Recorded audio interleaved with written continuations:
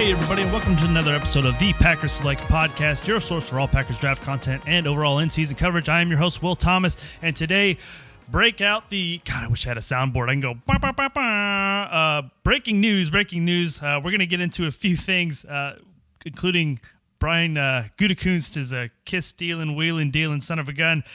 Man, nothing but trades, and deals. We're going to start this one off a little in reverse style. We're going to start off with a bang and then end with a fizzle. So we're going to do this like bottle rocket style. First up, Aaron Rodgers. The Packers and the two-time MVP QB Aaron Rodgers have agreed to terms on a 4-year extension worth $33.5 million in new money plus incentives per year. He gets over $100 million in guarantees. Oh, my Lanta. All right, so that's the extension worth. Let's go over the actual real contract now that the dust has settled. Again, he hasn't signed it yet, but the basics are pretty much done. The signing is pretty much a formality at this point. James Jones has broke the story as Rodgers told him he would, and so it's pretty much close to being a done deal.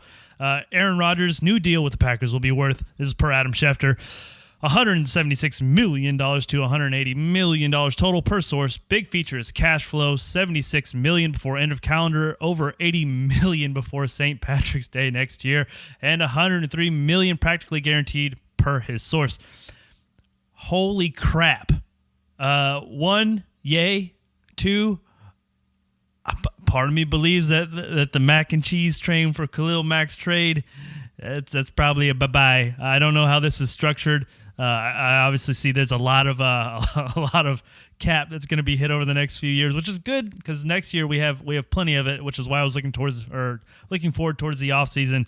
I don't think that's going to be there that much more. But I mean, QB1 is pretty much signed and done. Just hasn't been signed. I can't say anything other than I'm super excited. I really want to see the intricacies of this deal. I knew that. Well, I didn't know. But it had been speculated that this deal was going to be groundbreaking on one of a few levels, and I thought it was going to be what initially it was rumored to be, with his deal being tied to a certain percentage of the cap. So as the cap continues to escalate, his salary therefore would continue to escalate, making him one of the highest paid, if not the highest paid QB until a new deal was worked with another QB. I thought it was either going to be something like that, something fully guaranteed, a la a NBA contract, something built in with a lot of control, as in an opt-out clause, potentially a poison pill that he could select to do himself throughout his entire contract, giving him control, because I know that's been a big issue with him, or a perceived issue with him, rather. And he pretty much does none of that, but he gets over 2 years, he gets $1 bajillion in guarantees. So he pretty much said, hey, Kirk Cousins, nice contract. I'm going to sign a 4-year extension and make what you make, plus then some in 2 years. So hats off to him, hats off to his agent, hats off to the Packers for really going, hey, let's not buy into the Deshaun Kaiser future just yet. Let's go and cherish this moment while we still have a legitimate Hall of Fame quarterback who followed another Hall of Fame quarterback. So that's the big breaking news right now. There's nothing really too much else to say other than QB1's back in it. I'm excited. Hopefully he stays healthy this year, but that weight is off the shoulders. I haven't felt this weight off the shoulders pretty much since, it's embarrassing to say, when Bulaga and Randall Cobb signed their two, or I think they signed $10 million per deals a while back, because those were our big free agents, and I was super relieved then. Now, not so much, but this one, huge. Absolutely huge. So, again, starting off like a bottle rocket, that's the big kaboom. Let's go to the little slight fizzles and pops that kind of happened throughout the week. Brett Hundley, just hours beforehand, which I woke up to, traded to the Seattle Seahawks, their new backup quarterback, Brett Hundley, for a 6th-round pick. A lot of people thought Brett Hundley was going to age like fine wine. Somebody said that, but then they also said he aged more like a car. A 5th-round investment for a 6th-round turnover. Not a bad investment. We got, last year was last year. He had his ups and downs, more downs than ups, but he showed that he can play. But he also showed a lot of his faults. And granted, some was his fault, some wasn't his fault. But I wish him the best of luck. I really loved Brett Hundley in the backup QB position, but I would want to say it's apparent he is what he is. But I'm excited to have Kaiser. I will say that. I think him and Kaiser have been playing neck and neck in preseason. Last game, obviously, Hundley had a better game against the Raiders than Kaiser did, but Kaiser was also behind a picket fence that was disguised as an O-line.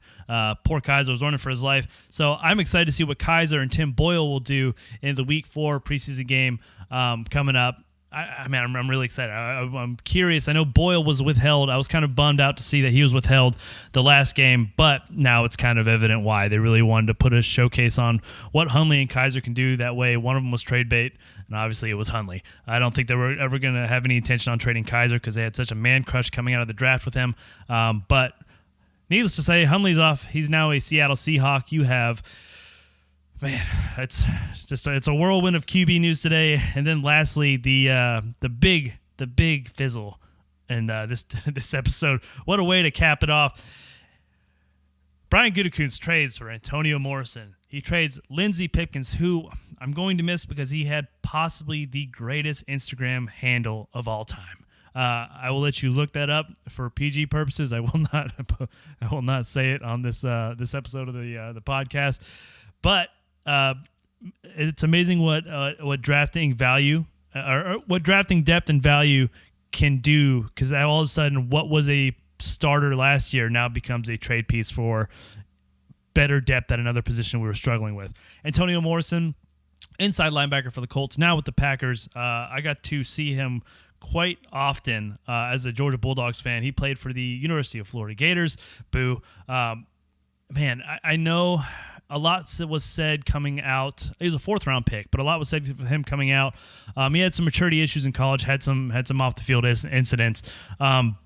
His big thing coming out of college was his toughness, and he was the alpha. He was that guy, that dude that was going to meet you in the hole, and he wasn't going to budge. So he's a true warrior, but he tested very, very poorly. He ran a 5.1 40 at his pro day, which is not desirable for even an offensive tackle.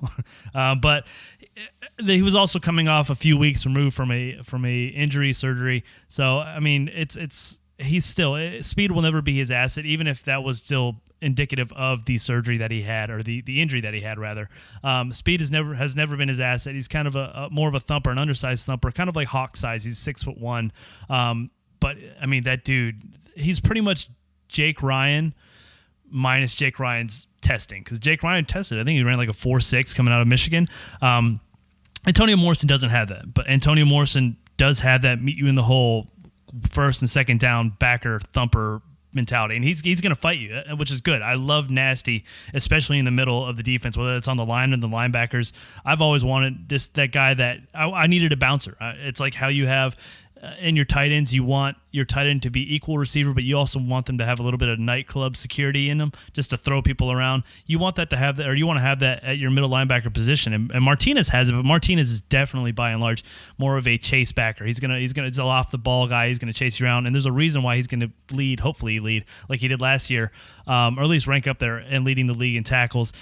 I mean, he's a very athletic, very instinctive. Either way, you get what I'm saying. He's going to make that tackle. He's going to use his instincts to kind of knife through the line, his technique and his speed. Whereas Antonio Morrison right now, I mean, he's gonna hit you in the face, which is what you want.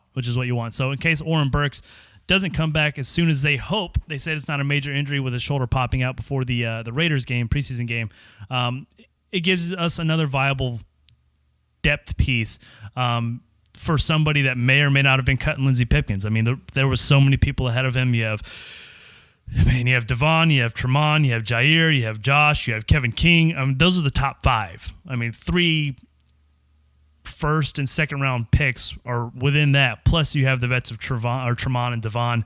Then you also have people like Josh Hawkins, who hasn't been playing bad this preseason. You have Herb Waters, a converted wide receiver out of Miami, now a cornerback. His footwork looks insane. His quickness, it's almost Sam Shields-esque. He doesn't have Shields' deep speed, but man, Herb looks phenomenal. I think he looks better than Demetri Goodson. Demetri Goodson's there. He's still hanging on life support, trying to make the roster again. I think even if Antonio Morrison gets cut and doesn't show anything, I know he had 100 tackles last year. Even if he doesn't show anything in the 4th preseason game and they cut him, you traded away a player that may have been cut for a player that may be cut. So I don't see any harm, no foul in that one. That was our last kind of big trade, wheelin' dealin' episode. Brian Gutekunst, you have yourself a season, good sir. Good Lord, he's been very adamant on really saying, yeah, I want to improve this team no matter what. I'm using every viable avenue to really support, strengthen, and build this team. And he's doing that, man. Within 3 days, you've traded away your backup QB. You traded away for a possible starter, possible depth inside linebacker. And then you also just signed QB1 to the richest deal of all deals in the history of deals in football. So hats off to him. That concludes this episode of the Packers Select podcast. You can find us at Packers Select on any social media thing. That is at Packers Select. We are on Instagram. We're on Facebook. We are on Twitter. You can also find our website at www.packersselect.com. That right now will reroute you to our YouTube channel. Please subscribe there. We get 100 subscribers. We get to create our custom URL, which you can guess what it's going to be. Packers Select. YouTube.com/Packers Select. But until you do that, we can't do it. Also, you'll find all of our videos, like them, subscribe to our channel. We have videos up showcasing all of our podcasts, like the one you're listening to now, upcoming draft prospects for the 2019 NFL Draft, my draft analysis, and live draft reactions from the 2018 Packers Draft.